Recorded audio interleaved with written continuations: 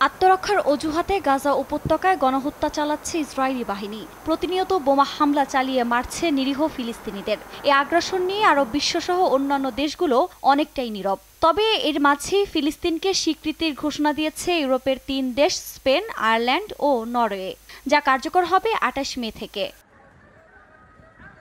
পশ্চিমাদের ইসরায়েলকে নগ্ন সমর্থনের মধ্যে ইউরোপের এ ৩ দেশের ফিলিস্তিনকে রাষ্ট্র হিসেবে স্বীকৃতি দেয়া নিয়ে চলছে আলোচনা।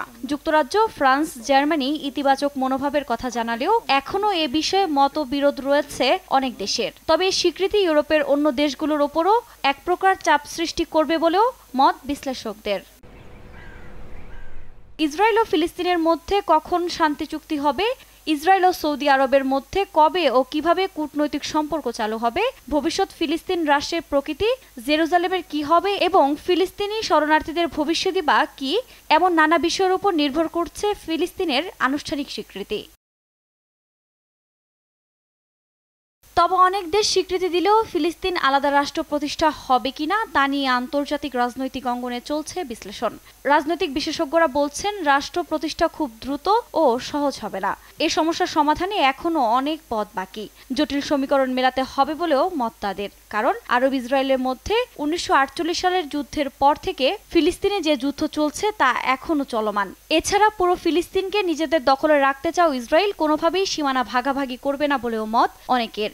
এর মধ্যে ফিলিস্তিনকে রাষ্ট্র হিসেবে স্বীকৃতি দেয়াকে সন্ত্রাসবাদকে সমর্থনের সমানও বলছেন ইসরায়েলের একাধিক নেতা।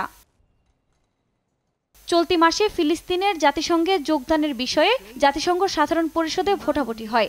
সে ভোটাভুটিতে ১৯৩টি সদস্য দেশের মধ্যে ১৪২টি দেশ প্রস্তাবের পক্ষে ভোট দেয়। বর্তমানে ফিলিস্তিনে জাতিসংঘের অসদস্য পর্যবেক্ষক রাষ্ট্র হিসেবে মর্যাদা থাকলেও সাধারণ পরিষদে ভোটের ক্ষমতা নেই।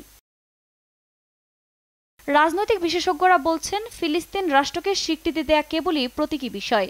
এর কূটনৈতিক গুরুত্ব আছে, কিন্তু ইসরায়েল ও ফিলিস্তিনের সীমানা কি হওয়া উচিত, রাজধানী কোথায় হবে, এটি বাস্তবায়নের জন্য উভয় পক্ষের সর্বপ্রথম কোন কাজ করা উচিত, এ প্রশ্নের উত্তর না মিললে শুধু স্বীকৃতি দিয়ে বাস্তব পরিস্থিতির কোনো পরিবর্তন আসবে না।